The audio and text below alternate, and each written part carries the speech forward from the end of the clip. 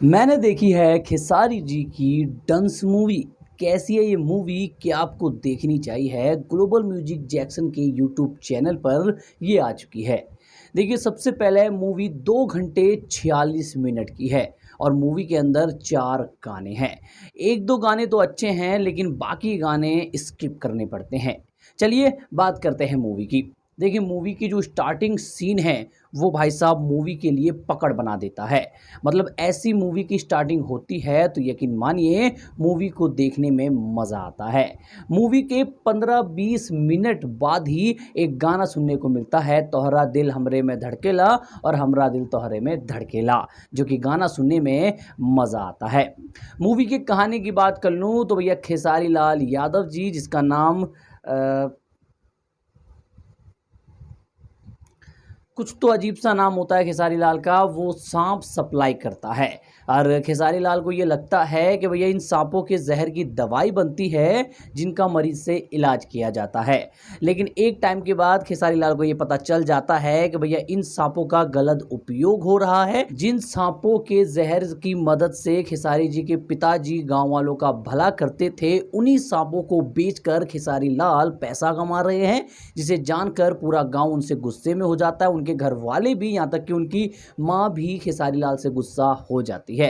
फिर क्या होता है, खेसारी लाल यादव जी विलन के अड्डे पे जाते हैं और वहाँ उसके खास आदमी को मार देते हैं।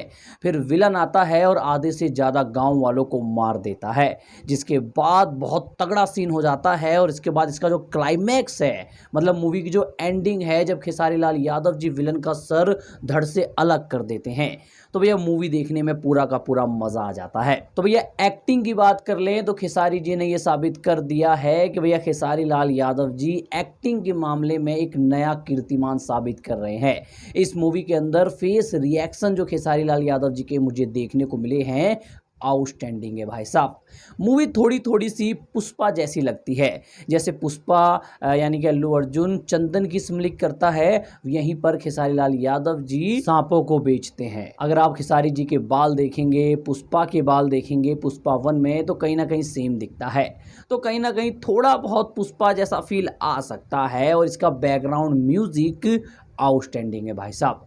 श्वेता सिन्हा की बात करें तो श्वेता सिन्हा कितनी क्यूट लगी हैं भाई साहब। मतलब भोजपुरी में शायद ही इतनी क्यूट हीरोइनी कोई मुझे अब तक लगी हैं। एक मेगा श्री और एक श्वेता सेन, ये दो हीरोइनी अलग ही लेवल की हैं भाई।